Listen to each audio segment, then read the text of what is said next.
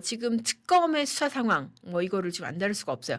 하도 특검 관련 뉴스가 도배를 하니까 여러분들도 도대체 이게 특검이 어디까지 수사를 하는 거야? 어디까지 수사를 하는 거고 도대체 수사 이렇게까지 하는 게 맞아? 라는 의문이 드시는 부분이 있을 겁니다.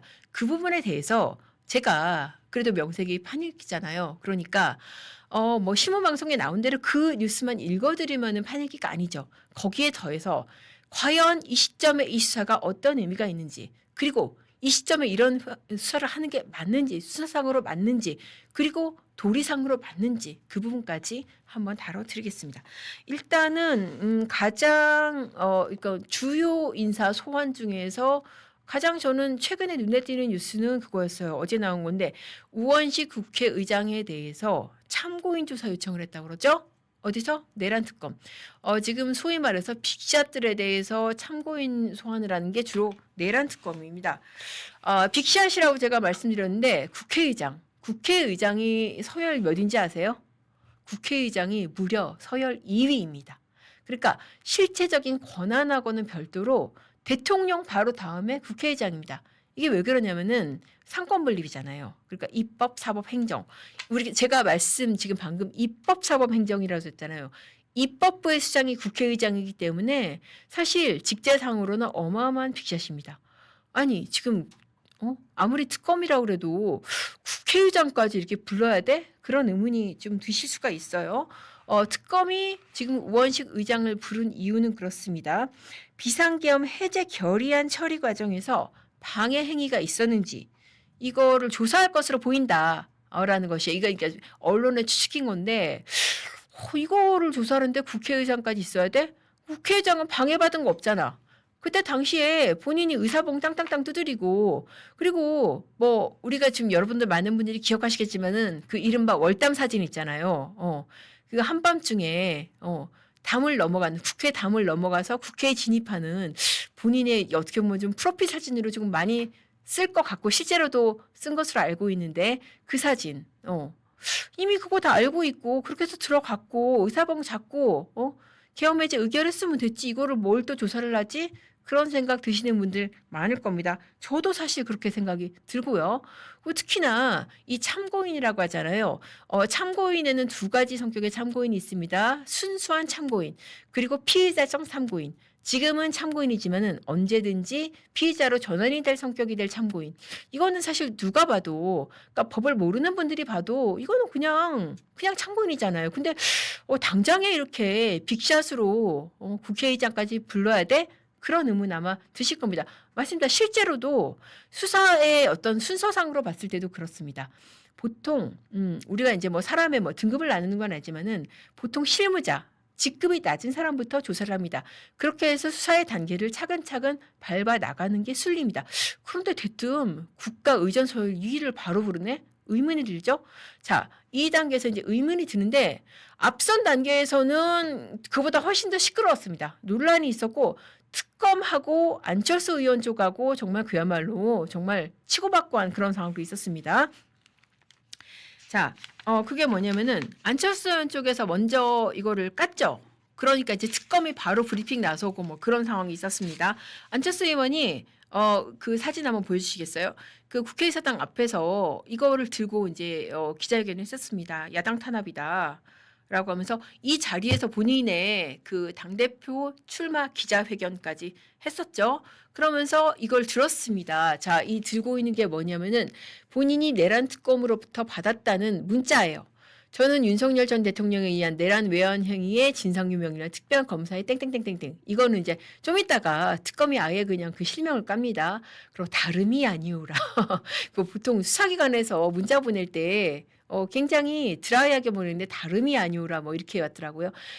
관련 특검법 2조 3호에 따라서 비상계엄 당시 국회에서 표결 방해 시도 행위 및 관련 고발 사건이 수사 대상으로 되어 있어 관련하여 조사에 대한 협조를 구하고자 연락을 드리게 되었습니다. 법조인들이 일단 문장이 길어요. 이러면은 언론사에서 이렇게 기사 쓰면 혼납니다. 문장 한 두세 개로 쪼갤 수 있는데 이렇게 쓰면은 땡. 어쨌든 이렇게 길게 썼어요. 그러면서 문자로 우선 말씀드린 점 이해와 양해 부탁드린다고 하고 그러면서 이걸 물어보겠다는 것 같아요. 국민의힘 의원 중에 다수가 계엄 해제 요구한 표결에 불참하게 된 경위, 그리고 국민의힘 내 의사 형성 과정 등에 대해 관련되신 부분의 조사가 반드시 문자도 길기도 한데 이해가 안 되는 게 아니 내용을 보세요. 국민의힘 의원 중 다수가 계엄 해제 요구한 표결에 불참하게 된 경위, 이거를 안철수 의원한테 물어본다고요? 어떻습니까? 제가 좀 이따 짚어드릴 건데 안철수 의원은 당연히 반발을 하죠. 당장에 뭐라 그랬냐면은 이거 무분별한 정치 수사, 그리고 야당 탄압이다. 그리고 이제 뭐 그렇게까지 얘기를 했습니다. 굉장히 안철수 의원으로는 저는 굉장히 센 워딩이라고 봤어요. 이거 국민의힘 전체를 내란 정당으로 낙인 찍으려는 정치 폭거다. 우리 당을 해산시키려는 의도다. 그렇게까지 강하게 반발을 했습니다. 기자가 또 이런 것도 물어봤어요. 이게 정치부 기자들이 이제 여기선 따라붙은 것 같아요. 그 지금 국회의사당 앞이고 안철수 의원이기 때문에 이거 국민의힘 그 내부 갈라치기로 보는 거예요. 그러니까는 안철수 의원이 맞아요. 자기는 그렇게 본다라고 그렇게 했습니다. 그러니까 또 이제 내란 특검이 난리가 났어요. 사실 그 브리핑 스타일로 보면은 내란 특검이 굉장히 바로바로 반응을 하고 굉장히 또 공격적이고 즉각적입니다. 또 공격적이라고 하면은 또 뭐라고 하려나요? 아무튼 공격적이다, 직접적이다 이런 스타일을 평가하는 기사에 대해서도 내란 특검이 박정 특검보가 브리핑을 하면서 뭐 이런 식의 평가를 용납하지 않겠다 뭐 그런 얘기까지 했는데 저는 이게 뭔가 싶고 아니 이건 평가잖아요. 직접적이고 공격적이다. 기자가 기사 쓰면서 새 특급의 그 스타일을 평가할 수 있는 거 아닙니까? 근데 그런 식의 그 평가에 대해서도 뭐 용납하지 않겠다 뭐 그렇게 얘기를 했더라고요. 아무튼 이 안철수 의원의 반발에 대해서 바로 지금 내란 특검에서 반박을 하고 나섰습니다. 이거 참고인 조사다. 참고인은 나올지 안 나올지는 본인 마음이고 강제성이 없는 거다. 그런데 이거를 갖다가 야당 탄압을 하는 것처럼 이렇게 표현하는 거 또 수용할 수 없다. 굉장히 강하게 워딩을 했고 참고인 조사에 응할지 안 응할지 여부는 본인 판단인데 안 나온다고 해서 우리가 뭐 강제할 방법도 없다. 그래서 이런 식으로 하는 거는 정말 이거는 너무 부당하다. 그렇게 하면서 문자를 아예 공개를 했습니다. 이것도 굉장히 좀 특이한 건데 아까 안철수 의원이 판넬로 들었던 그 문자 있잖아요. 그거를 사진 한번 보여주시겠어요? 이렇게 공개를 했어요. 정말 구구절절한 말투로 다름이 아니오라 문자로 먼저 뭐 드리는 거 양해 부탁한다 이러면서 그 문자 보낸 거를 공개를 했습니다. 또 굉장히 좀 이례적이에요. 자, 그렇게 해서 이 문자를 특검이 공개를 했습니다. 그러면 여기 실명단다 특별검사부 박억수 특별검사부 특검보는 사실 특검보로 임명이 돼 있으면서도 뭐 박지영 특검보처럼 이렇게 언론에 나서는 사람도 아니고 뭐 기자들하고 활발하게 접촉이 있는 사람도 아닌데 이 사람 명의로 이렇게 문자를 보냈다는 것이죠. 자, 그러면은 궁금한 거 이거 도대체 이 시점에 안철수를 부르는 게 맞느냐 이거를 한번 좀 따져봐야겠죠. 자, 안철수를 부르는 이유가 뭐라고 그랬어요? 아까 안철수 의원을 부르는 이유가 국민의힘 내 의사 형성 과정 등에 관련된 부분의 조사. 이거를 안철수 의원이 알 위치에 있습니까? 그래서 제가 이 부분에 대해서 검찰 내부의 반응을 들어봤습니다. 왜 검찰 내부의 반응을 들어놨냐면은 수사 전문가잖아요, 검찰이. 근데 이제 지금 이 수사는 특검에 의한 수사기 때문에 물론 거기에 이제 검사들도 들어가 있지만은 어쨌든 수사 주체는 특검인데 이 특검의 수사를 검찰에서 어떻게 보고 있는지 제가 반응들을 들어봤습니다. 어떤 반응들이 나왔냐면은 아니 이 시점에 안철수 의원을 왜 부르지? 뭐 이거는 정치행위 아니야? 뭐 그런 얘기까지도 나오더라고요. 왜냐하면은 사실 제가 아까 말씀드린 대로 참고인 수사 같은 경우에도 단계가 있잖아요. 먼저 실무자부터 부르는 게 맞고요. 실무자라고 한다면은 당시에 지금 국회의사당 그리고 이제 본회의장 계엄 해제 표결에 있었던 본회의장 바깥에 있었던 뭐 그런 여러 가지 국회 직원들이라든지 실무자들 있잖아요. 당직자들. 이런 사람들이 구체적인 상황에 대해서는 더 잘 알 수 있기 때문에 이런 사람들의 진술을 들어서 사실관계를 먼저 파악하는 게 맞는데 있는데 안철수 의원을 먼저 부르는 것 자체가 굉장히 좀 이례적이고 어떻게 보면은 안철수 의원 입장에서는 좀 모욕으로 느껴질 수 있다. 뭐 그런 얘기를 하더라고요. 왜냐하면은 사실 부르는 것도 순서가 있습니다. 찬물도 위아래가 있고 이게 뭐 사람의 어떤 계급을 나누는 건 조금 그렇게 느껴지실 수도 있겠지만은 부르는 것도 순서가 있는데 아니 그런 당직자들 먼저 부르고 나서 그다음에 나를 부르는 게 맞는데 나를 대뜸 먼저 불러? 이렇게 해서 굉장히 기분 나쁠 수가 있다. 이런 반응들이 있었고 또 하나 왜 안철수인가? 사실 어떻게 보면은 이런 의도라고 한다면은 한동훈 전 대표를 부르는 게 더 맞는다는 거죠. 왜냐하면은 한동훈 당시 대표잖아요. 당대표로서 어떻게 했었습니까? 국회의원들 지금 저기 본회의장으로 모이라고 그 소집 요구를 했었잖아요. 근데 이제 그 의원들 단톡방에 본인이 못 들어가니까 우재준 의원 명의로 들어가서 지금 대표님 지시입니다. 본회의장으로 모여주세요. 라고 그런 얘기 했었잖아요. 만약에 특검 주장대로 표결 방해, 그러니까는 이 계엄 해제 표결을 방해하려는 그 과정을 수사하려고 한다면은 왜 계엄 해제 표결 방해에 관련된 직접적으로 관련됐다는 의심을 받는 사람은 누구냐면은 추경호 당시 원내대표입니다. 왜냐하면은 추경호 당시 원내대표가 윤석열 대통령이랑 통화한 다음에 의원들을 본회의장이 아니라 뭐 당사로 모이겠다 막 그런 의혹들이 있잖아요. 그러니까 그 부분을 수사하려고 한다면은 안철수 의원이 아니라 추경호 당시 원내대표를 부르는 게 맞다는 거죠. 그리고 국민의힘 내부의 의사 형성 과정, 그거를 안철수 의원이 어떻게 알겠어요.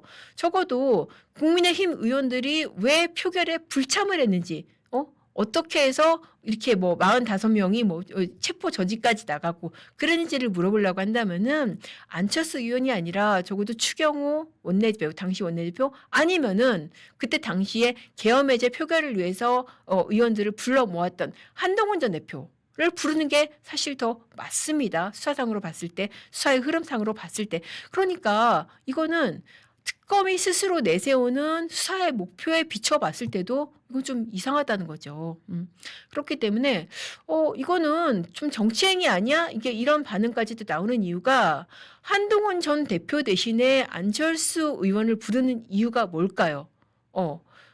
특검은 아니라고 할 겁니다. 전혀 그런 의도가 없다고 하겠지만은 저는 안철수 의원이 당대표 출마했잖아요. 그러니까 이 자리에서 본격 선언을 한 것이고 그 전부터도 당대표 출마한다는 얘기는 뭐 안팎에서 나왔었잖아요. 그러니까 당대표 출마한다는 사람을 굳이 부른다? 이거는 도대체 의도가 뭐냐. 의도가 바깥에서 보기도 상당히 오해를 살 수 있다. 만약에 안철수 전 대표가 그럴 가능성이 별로 없지만은 소환에 응해서 간단 말이죠. 가가지고 뭐 특검에서 사실 저는 이렇게 해서 계엄 해제 표결에 당연히 동참을 하고 다른 의원들도 와야 된다고 생각을 했는데 내부에서 이런 반응이 있었습니다. 그래서 안 갔었습니다. 다른 사람은 이런 이유로 안 간 것으로 알고 있습니다. 라고 진술을 한다면은 이 진술 내용이 뭐 어떻게 좀 밖으로 나오겠죠. 조금씩 나오겠죠. 그럼 어떻게 되겠어요? 아, 국민의힘은 결국 내란 동조 세력이구나. 이런 프레임을 씌우기에 너무 좋아진다는 겁니다. 그리고 나아가서 이런 프레임이 지금 당장 있을 당대표 선거에도 영향을 미칠 수가 있고 결국 특검은 아니라고 하겠지만은 특검의 이런 소환이 국민의힘의 이 당내에 어떤 정치에 개입하게 되는 그리고 나아가서 국민의힘의 어떤 의원들에 대해서 이 내란 동조 세력이라는 그런 프레임을 씌우게 되는 그런 효과를 가져올 수가 있다는 것입니다. 그렇게 해서 이거는 특검의 의도가 어떻든 외부적으로 보기에는 그리고 수사의 순서상으로 보기에도 이거는 아니다. 그런 반응들이 많이 나왔었습니다. 그리고 사실 따져보자면은 계엄 해제를 방해한 거 이거는 처벌 대상이 될 수가 있습니다. 그런데 이거하고는 별도로 계엄 해제 표결에 참석 안 한 거 이게 처벌 대상이 될 수가 있을까요? 어떻습니까? 여러분 어떻게 보세요? 계엄 해제 표결에 참여 안 하면은 내란 동조인가요? 이건 아닌 거죠. 계엄 해제 표결에 참여 안 하면은 그건 그 자체로 정치적인 선택인 거예요. 거기에 대해서는 정치적인 평가를 받으면 되는 거고요. 그렇게 해서 계엄 해제 표결에 참여 안 한 상당수 의원들이 계엄 해제 표결에 참여 안 한 국민의힘에 대한 지금 지지도가 지금 10%대로 나타나고 있는 거잖아요. 아마 다음 지방선거, 다음 총선도 힘들 겁니다. 그 정치적으로 심판받으면 되는 거지. 아니 헌법에도 계엄 해제 표결이라는 제도가 있잖아요. 그러면은 거기에 참여하고 안 하고는 결국 정치적인 선택입니다. 이거는 법적인 처벌을 받는 영역이 아니에요. 근데 국민의힘의 의사 형성 과정 그리고 계엄 해제 표결에 참여 안 한 경위 이거를 수사하겠다? 저는 이건 상당히 정말 너무나 이상하고 저도 납득이 안 가고 저의 이런 생각에 대해서 지금 검찰 내부 그리고 검사들도 현직 검사들도 이렇게 생각하는 사람들 상당히 많습니다. 이거는 특정 정당을 지지하고 안 하고가 문제가 아니라 분명히 층위를 구분을 해야 된다는 거예요. 처벌 대상인 행위와 정치적인 평가를 받아야 될 행위는 구분을 해야 된다. 아니 그래서 사실 우리 그 최보식 선배, 최보식의 언론하시는 최보식 전 위원께서도 이렇게 쓰셨던데 아니 그렇게 해서 정치적 평가 받아서 지금 민주당 정권 잡았잖아요. 국민의힘이 계엄 해제 표결에 지금 18명만 참여를 하고 나머지 참여 안 했고 그 결과 계엄은 해제됐지만은 민주당과 일부 의원들의 참여로 계엄은 해제됐지만은 윤석열 전 대통령 이 계엄 선포로 결국 탄핵당했고 민주당이 정권 잡았고 정치적인 심판 이루어졌잖아요. 그런데 뭘 더 지금 법적인 이슈를 다루는 특검에서 뭘 또 표결 해제에 불참한 거를 이거를 수사를 하겠다? 여러분 어떻게 보십니까? 자, 그리고 뭐 팍신이 말씀대로 지금 이거 지금 얘기하셨는데 한동훈 전 대표 책에 상세히 다 썼죠. 그래요, 맞습니다. 그러니까 한동훈 전 대표도 사실 부를 필요가 없는 거고요. 책에 다 썼고 왜 지금 이렇게 해서 내가 의원들을 불러 모았는지 왜 이 계엄이 문제가 있다고 생각을 했는지 책에 다 썼고 인터뷰 다 했고 그건 안철수 의원도 마찬가지예요. 부를 필요가 없는 사람이에요. 본인도 인터뷰하고 당대표 출마하면서도 얘기를 하겠죠. 여러 차례 언론 인터뷰를 통해서 자기의 생각을 다 밝혔기 때문에 이런 정치적인 선택에 대해서는 사실 특검이 수사하는 거는 저는 굉장히 부적절하다고 봅니다. 자, 이런 차원에서 또 하나 간단하게 짚고 넘어갈 부분이 있죠. 바로 오산 공군기지에 대한 압수수색입니다. 이 부분에 대해서도 사실 뭐 찌라시까지 돌고 굉장히 지금 논란이 많았던 부분입니다. 특검은 이것까지 수사를 해야 돼? 이거 지금 한미동맹에 굉장히 지금 위험해질 수 있는 그런 수사 아니야? 그런 논란의 부분입니다. 당시에 그 수사 대상이 뭐였냐면은 경기도 평택시 오산 기지 내에 한국 공군의 중앙 방공통제소입니다. 이거를 왜 압수수색을 했었냐면은 드론 작전 사령부가 그 작년 10월 11월에 그 무인기 침투 작전 그 진행할 당시에 공군의 협조 공문을 보냈는지 이거를 보겠다고 지금 압수수색을 한다는 거예요.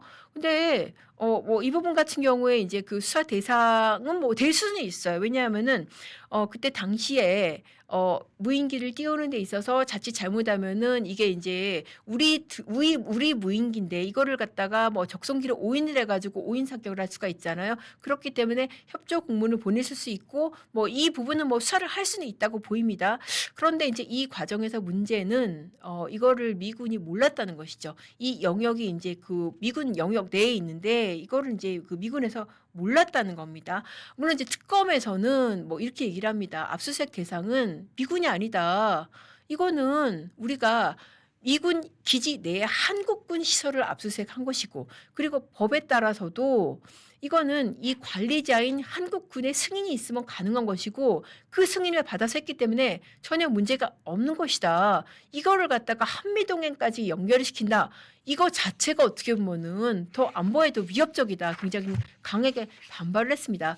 이렇게 현장에서 보면은 매번 저는 이제 그런 생각을 많이 이제 드는데 특히 이제 내란 특검 쪽에서 특검의 수사에 대해서 이런 비판이라든지 이런 걸 하면은 상당히 강하게 반발을 하면서 하나하나 다 반박을 합니다. 물론 뭐 필요한 부분이 있을 수도 있어요. 근데 그 반박을 넘어서 상당히 어떻게 보면 좀 공격적으로 느껴지는 부분도 있고 뭐 이번 사건 같은 경우에도 이제 그런 부분이 있었습니다. 일부 시민단체가 이제 이 부분을 이제 또 고발을 했더라고요. 뭐 특검을 고발을 한 이 부분에 대해서 또 수사 방해 행위라고 특검이 굉장히 강하게 또 공격을 했더라고요. 근데 이거는 좀 어려운 부분도 아니고 특검에서 이런 오해를 받지 않기 위해서라도 저는 최소한 좀 협의는 하는 게 맞지 않았었나 그런 생각이 듭니다. 그러니까 특검 말대로 이 압수수색 대상이 미군이 아니고 우리 공군 내 어떤 시설물이라고 하더라도 적어도 미군 기지 안에 있는 부분이고 그리고 이제 접근 통로라든지 시설 이런 부분 같은 경우에 미군도 그 관리를 하고 사용을 하잖아요. 그렇게 된다고 한다면은 특히나 지금 국면이 또 관세 협상을 하는 국면이고 우리가 특히 이제 미국에 대해서 어떤 빌미를 잡히지 않아야 될 국면이라고 한다면은 딱 법에 필요한 어떤 그 시설 관리자의 허락, 우리 군의 허락뿐만 아니라 미군 쪽에 대해서도 협의를 할 수 있지 않았나. 적어도 뭐 특검이라고 한다면은 이런 부분까지 고려를 해야 되지 않았나. 왜냐하면은 특검의 수사라는 거는 어느 정도 사실 정치적일 수밖에 없습니다. 왜냐하면은 추천 과정에서부터 그냥 일반 검사가 아니라 정당이 추천을 하잖아요. 그리고 특정 어떤 수사의 주제를 정해놓고 하는 수사고 그렇다고 한다면은 좀 더 폭넓게 고려를 할 수 있지 않았을까. 사실 앞선 지금 안철수 의원 소환이라든지 우원식 의장의 어떤 수사협조 뭐 어떤 그 소환 이런 거 같은 경우에는 어 지금 일반적인 수사에서 필요한 범위를 훨씬 더 넘어서서 이거는 정치적인 의도 아니야? 이거 정치 개입 의도 아니야? 이런 오해까지도 부를 정도로 좀 과하다 싶잖아요. 그런데 정작 이 좀 필요한 부분이라고 생각이 되는 이 미군 기지 내 시설을 압수수색하면서 필요한 이 미군과의 협의 이거는 왜 안 했나? 그런 생각이 듭니다. 자, 그렇게 해서 지금 특검까지 다뤄봤고요. 이것도 지금 안 다룰 수가 없어요. 이준석 의원에 대한 거듭 압수수색 그리고 이 수사의 갈래 어디로 갈 것인지 그리고 이 압수수색의 의미는 무엇인지 이거 한번 다뤄보겠습니다. 이준석 의원에 대해서 수사가 까마귀 날짜 배 떨어지듯 그리고 수사뿐만 아닙니다. 윤리특위도 지금 가동이 되고 있죠. 그러니까 일각에서는 윤리특위의 가동 이거하고 수사하고 이제 좀 결부짓는 그런 시선도 있더라고요. 윤리특위 가동은 결국은 이거 제명하려는 거 아니야? 그렇게 지금 생각할 수 있는 부분이잖아요. 이준석 의원의 이 발언 때문이 아니야라고 의심하는 분들이 많습니다. 바로 그 대선 때 있었던 젓가락 발언. 그렇게 여성의 신체 부위하고 그 결합된 이 젓가락 발언 때문에 이재명 대통령 쪽에서 정말 심하게 크게 어떻게 보면 굉장히 동요를 했고 이것 때문에 이렇게 지금 뭐 징계고 수사가 움직이는 게 아니야? 그렇게 생각하시는 분들이 아마 굉장히 많을 겁니다. 그런데 뭐 또 사실 많은 분들이 그렇게 생각을 하시겠지만은 또 뭐 젓가락 때문에 이 수사를 하겠냐. 뭐 그렇게 또 구분을 짓는 분들도 또 많으실 겁니다. 맞아요. 사실 젓가락 때문에 수사를 할 수는 없죠. 수사는 어디까지나 지금 공천 개입 관련된 그 부분에 대해서 이제 김건희 특검에서 지금 진행을 하고 있는 것이고요. 김건희 특검에서 이준석 의원에 대해서 이제 피의자로서 영장이 적시를 해서 지금 압수수색을 들어가고 있습니다. 한 번도 아니고 지금 여러 번에 걸쳐서 들어가고 있는데요. 구체적으로 지금 어떤 공천 개입인지 사실 공천 개입 그리고 뭐 2022년 나오고 2024년 나오니까 조금 헷갈리시는 부분들 있을 것 같아서 제가 일단 정리를 조금 해드리겠습니다. 일단 이준석 의원이 받는 혐의에 대해서 한번 좀 정리를 해드릴게요. 크게 두 가지입니다. 첫 번째, 지금 이제 그 2022년 6월 그때 당시에 보궐선거 관련된 부분이 있습니다. 그때는 이제 국힘 당대표였었죠. 그때 당시 윤석열 김건희 대통령 부부하고 공모를 해서 공천 작업에 대해서 부당 개입한 거 아니냐. 당시에 이제 그 여론조사, 명태균 씨가 한 여론조사를 무상으로 받는 대가로 해서 그때 명태균 씨가 요구한 김영선 의원에 대한 공천을 받은 게 아니냐. 그게 이제 윤석열 전 대통령 부부의 혐의인데 여기에 대해서 당시 당대표였던 이준석 의원이 같이 공모한 거 아니냐. 이 부분에 혐의가 있습니다. 그래서 이거와 관련된 부분이 뭐냐면은 우리 많이 들었을 대화 있잖아요. 내가 김영선이 경선 때부터 열심히 뛰었으니까 김영선이 좀 해줘라. 그런데 당에서 말이 많네. 그러니까는 명태균 씨가 열심히 진짜 평생 은혜 잊지 않겠습니다. 그렇게 했던 부분 있잖아요. 그 대화가 이때 당시에 보궐선거하고 관련된 이 부분이고요. 또 하나의 수사 덩어리가 있습니다. 바로 칠불사 회동입니다. 이거는 바로 작년이에요. 작년에 그 명태균 씨가 SNS에 그때 구속 전에 사진을 공개했잖아요.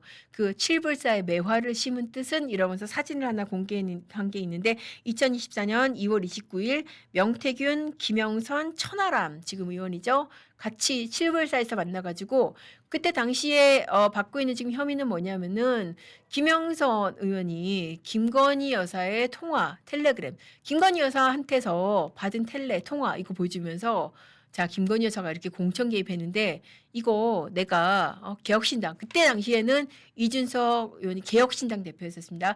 개혁신당 쪽에 내가 이거 폭로할 테니까 나 개혁신당 1번 줘 비례 1번 줘 이렇게 한 거 아니냐. 라는 게 이번 이 칠불사 회동과 관련된 의혹의 내용입니다. 크게 그러니까 두 가지인 거예요. 2022년 재보궐 때 김영선 공천 그리고 2024년 2월에 김건희 여사의 공천 개입을 폭로하는 대가로 또 김영선 의원의 비례 공천 이거를 갖다가 지금 제안한 거 아니냐 내지는 어떤 김영선 의원이 요구한 거 아니냐 그 부분인데요. 여기서 주목할 부분 그리고 이제 제가 이 수사에 대해서 지금 법조계에서 특히 이제 검찰 관계자들로부터 들은 얘기는 지금 이겁니다. 이 수사 지금 간단치 않다. 지금 이준석 의원 잘 지켜보고 아마 잘 대처를 해야 될 것이다. 라는 이 부분입니다.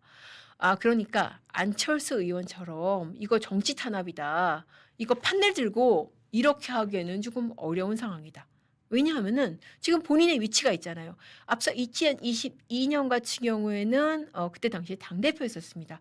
당대표라고 한다면은 물론 이제 공관위원장 따로 있고 했었지만은 일단 당대표니까는 직제상으로도 공천에 관여를 할 수가 있는 그런 부분이에요. 그리고 또 2024년 같은 경우에도 또 마찬가지로 또 개혁신당의 공천에 관여를 할 수가 있는 위치란 말입니다. 그렇기 때문에 또 2024년 같은 경우에는 중요한 게 이건 이제 현직 검사들이나 법조계 관계자들이 얘기를 하는 부분인데 김영선 전 의원의 진술입니다. 과연 김영선 전 의원이 자기 혼자 죽을 것인가? 김영선 전 의원의 이 어떤 진술을 상당히 의미 있게 지켜봐야 되는 그런 부분이 있습니다. 지금 나오고 있는 의혹의 얼개가 어디서 나왔겠어요? 그러니까 내가 김건희 문자 통화 이거 보여줄 테니까 그 나한테 공천 줘라는 이 진술이 어디서 나왔을까? 김영선 의원의 어떤 진술이라든지 수사 협조가 없이는 나왔을까? 그런 생각 당연히 드시죠?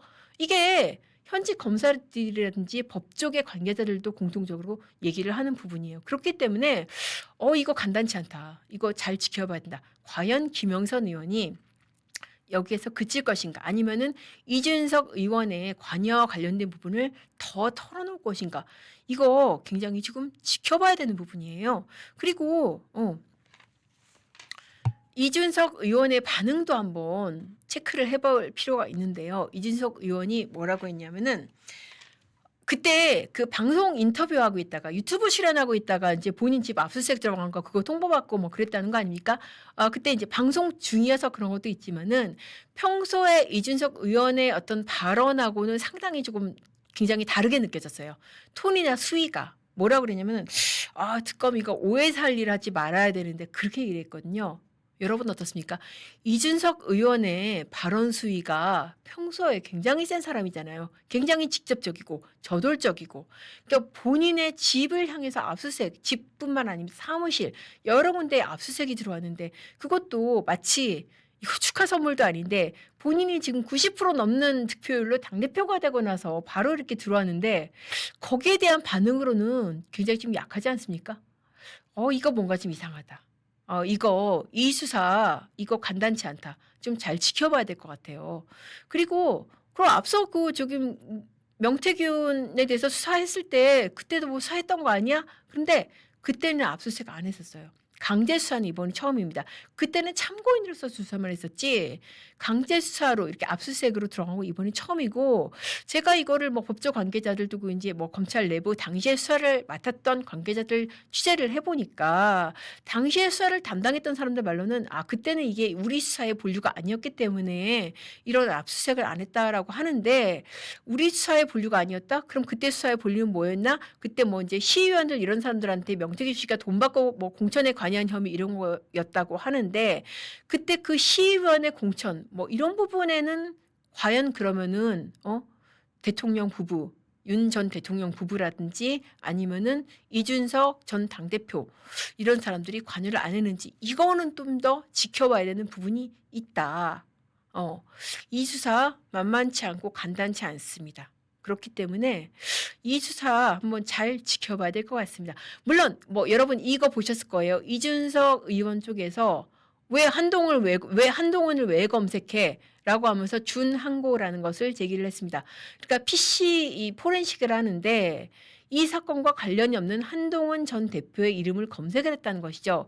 이거는 부당수사다라고 해가지고 준항고 수사기관의 압수수색이나 이런 조치에 대해서는 준항고라는 그런 그 절차를 법원에 제기를 할 수가 있습니다. 그럼 법원에서 이 수사가 위법 부당한지 판단을 합니다. 그래서 준항고를 제기를 한 상태이기 때문에 이것도 아마 법원에서 조만간 나올 것 같아요. 과연 이 한동훈이라는 이름 석자가 이 공천 개입 사건에 있어서 관련이 있는지 없는지 이 부분도 아마 법원에서 판단이 나올 것 같습니다. 한번 그 부분도 한번 지켜보시죠.